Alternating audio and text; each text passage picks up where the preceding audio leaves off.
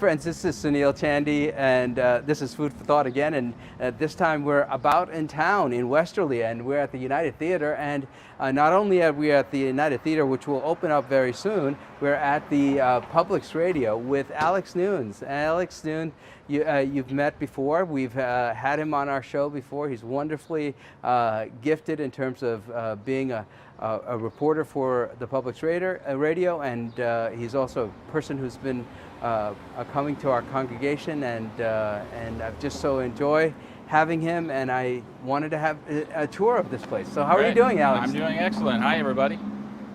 Good. I'm doing well. Excited to be in here. The certificate of occupancy for the whole space, the United got only a couple weeks ago. We got our stuff in here last week, and now it's pretty close to operational. We just have to set up the internet, and then I can be working in here full time. I love this, the window as it looks out into this community. Yeah. It's kind of it's very inviting. It almost makes it a part of what it says to me is that the Publix Radio is all about our community and hearing and being a part of it, being embedded in it. Yeah, definitely. I mean, that's that's by design. Like the. How this space was chosen in the theater and why we wanted to be in here. People could walk by, see what we're doing. You see the reporters. You see sources who might come in for an interview. Everyone in here, kind of dynamic, and I think it causes people to kind of ask questions like, "What's going on in there?" And then they can knock on the door, come on in, tell us, what they think. Maybe things that they think should be covered by the radio station, stuff like that. So it integrates us into the community. I love it. In a way that's really important. Well, yeah, no, it's great. So show us the space. Sure. Yeah. Oh, wow, it's got like a keyless entry. Yeah, This is great. Oh.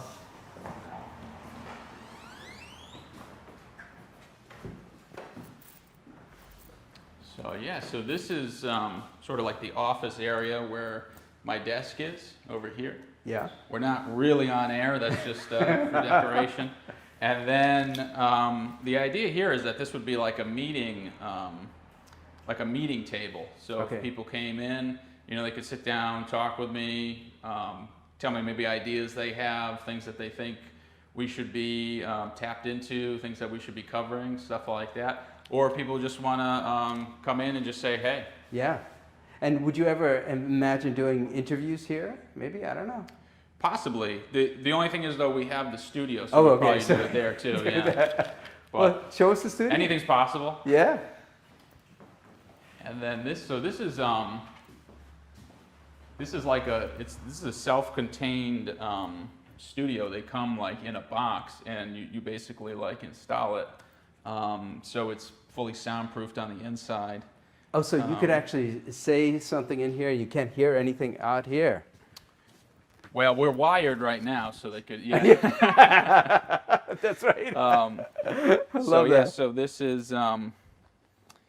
is like a table. These are the two mics. Like I would probably sit there, the guest would sit here. We have 3 mics in here, so we could do as many as 3 people in an interview at once. Could we try it out? What I said over well, there? it's not. Well, we won't try it out. It's not fully operational, yeah. But it would be like this. I would be a guest here on this side talking. Okay. You'd be the guest. I would have my recording software up. Yeah. And then I just set it up, control the levels over here, and then we'd be talking into our mics and having the conversation. Wow. The type of reporting I do is, generally speaking, is a mix in terms of how I'd be interviewing people. Sometimes I go out on assignment, like meet people where they are, do interviews, and you record sound in that area to put into your stories. Other times it can be more of like a studio interview like this. Sometimes if you're interviewing like an expert, or it's a type of story that's not going to be like being on the scene isn't as essential for the story, you might do it in here. If it's just a straightforward interview that's just going to air as an interview, we might record it in here too. That's beautiful. And then, so when you're out on the town, right, do you take a smaller device or something, or? Yeah, I have a recording kit. So it's just a small recorder. I have the cords that I plug Okay. my microphone into, and then headphones, and you just go like that. Yeah. Well, I know like you went to school of journalism, but did they teach you how to do all of this? Like, I mean, it seems complex. Are this just things that you learn on the job? Kind of a combination. In journalism school, you'll learn like the basics, and you'll learn whatever equipment like your journalism school has. But there's some um, general consistencies between like equipment that you might use at one place or another, and then you just got to kind of learn it and get up to speed on it. I'm probably going to get a new recorder soon, the one that I bring out in the field, so I'll have to adjust to that, figure that one out. Yeah. So, like, I'll tell you that the People's Radio has been, or the Public's Radio. That's a little joke because we were just talking about when I made the mistake and I said the People's Radio, and Alex said, "Well, we don't want to sound like it's a communist group." It's part of the democracy here, right? Yeah, Public's Radio. The So Public's yeah, so Radio. people can know where to go online. Yep. That's right. So the thing with the that I know is that it's offered a lot of inspiration and hope. You know, I know like when we get connected with people, people like it.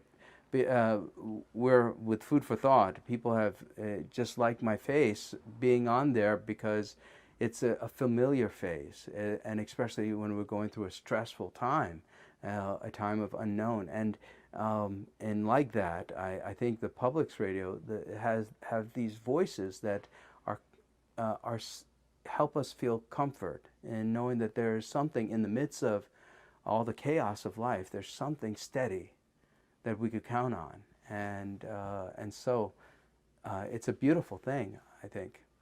Yeah, I think that's true. I think radio, generally speaking, is kind of an intimate medium because you're listening to it. I mean, you might even have headphones on. It can really feel like the person on air is like talking to you directly. So I think people tend to get a connection with the person who they listen to on the radio.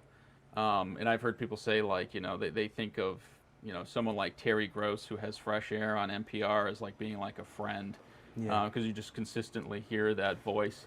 I think last year during the pandemic, I've been doing the South, even though this is just opening up now, I've been the South County Bureau reporter for a little over a year and a half. So a lot of that, you know, when I started, almost pretty much overlapped with the pandemic. So there's just been so much happening in the last year and a half, and so much news to keep up with, and so much to cover, and so much to get out to people that I think people found out about us and the reporting that we're doing in South County more quickly than they might have otherwise, and came to appreciate it and rely on it. I and my colleagues got like lots of emails in the last year and a half of people appreciative of the work that we're doing. That's beautiful. I love it. And out of this space, you'll have how many people working? Well, so it will be. I'll be the one in here most days. If we have like another reporter, so we have regional reporters, and then we also have topic-based reporters. So we have me in South County. We have Antonia Ayers Brown is our Newport reporter, and then we have two people who cover like the New Bedford area, Nadine Sabai and Ben Berkey. So they have similar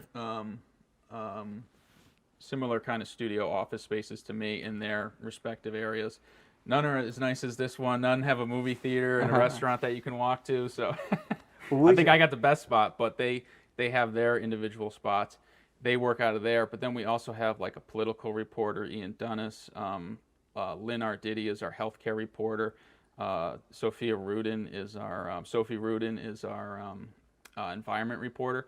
So there could, especially with like environment, Sophie might be down here doing something on sea level rise, something like that, and want to come in here and interview someone in here, or might want to record a narration in here, work out of here. One of our editors might be down in the area and want to work out of here. So I'm kind of like the full-time person in here, but it's a space that everyone can use.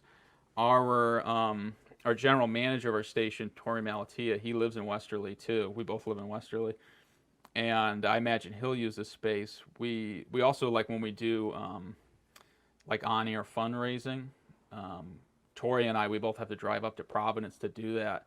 Now that we have this, we could, theoretically just come down here and do it, because everything can be interconnected. Right. Our weekend host, Joe Tasca, he also lives in Westerly, and he does reporting as well, like outside of his weekend edition role. So he'll be using the space.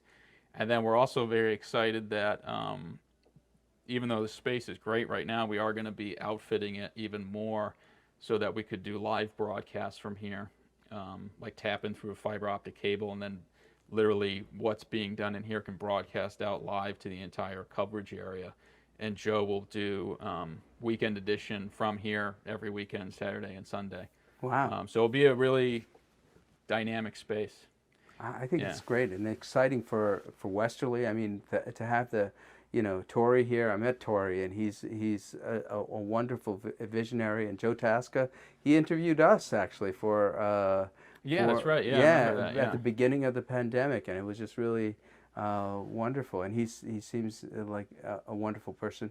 So to have, so this is, I think, an interesting trend that people are no longer just tied to these big urban centers, but now can be almost in different places and still be tied into what's happening in the larger national life, and then also in the state, but also in their local communities. Yeah, definitely. I mean, and that's also like a trend that even like further developed, during the pandemic, which I don't think we could have predicted. I don't think we could have predicted it at all. I mean, it's just amazing. Now, I'm also very surprised that this is like, that during this pandemic, we had this United Theater. I mean, maybe we could take a tour of it a little bit from sure, this point of view, and this office being opened up. I mean, it takes a lot of chutzpah, I think. Yeah, I mean, I guess it overlapped nicely. As nice as it could be, in the sense that this was under construction while the pandemic was happening. So, in a sense, now that things are opening up, now the space can open up. Yeah, it's almost as if it's an act of faith, because what it is you're investing with the idea that this will be eventually, the pandemic will be ending, that we'll be engaging back in life as in somewhat of a normal situation. That's beautiful. I think it's great. So what's this? So this is the restaurant space where people are going to be. I think I'm going to love this space. Yeah. So it's got a restaurant. Looks like a full bar. I think I'm going to love this space. But, and then people can come in here. Part of the idea is that people can, we have the glass out front so people can see me and everyone else from the street. But then we also have like the glass here. Yeah. So people who are maybe, they have dinner over there, and then they're going to a movie or a show. As they're walking through, they can see through the here too. So yeah. you see through the glass, and then you can even see into the studio booth too.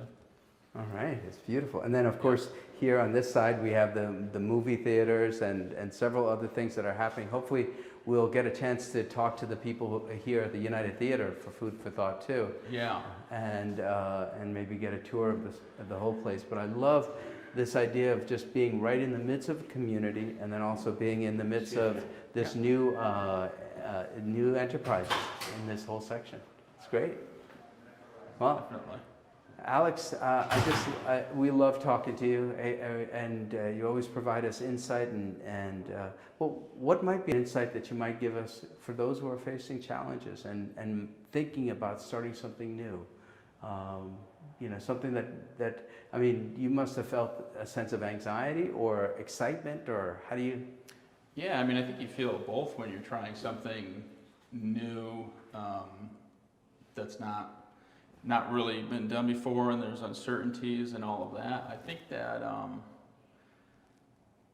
maybe sometimes people hold back because they're afraid of the failure or it not working out, and maybe that'd be embarrassing to them or something like that, Yeah. or whatever it might be.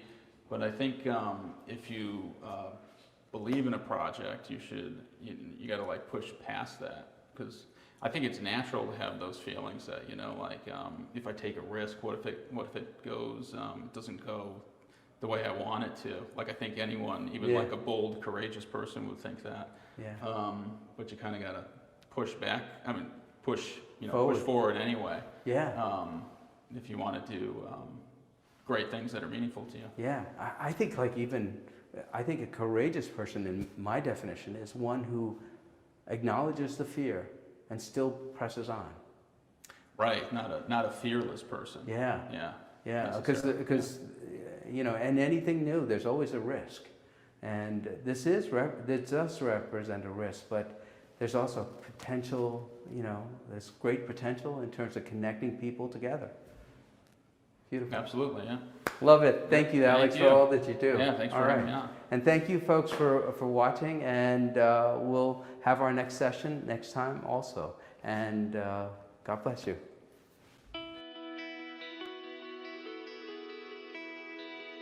Thanks for watching. Did you know that you can join Christ Church from anywhere in the world? If you're feeling connected to what we're doing, email us today at communicate@christchurchwesterly.org.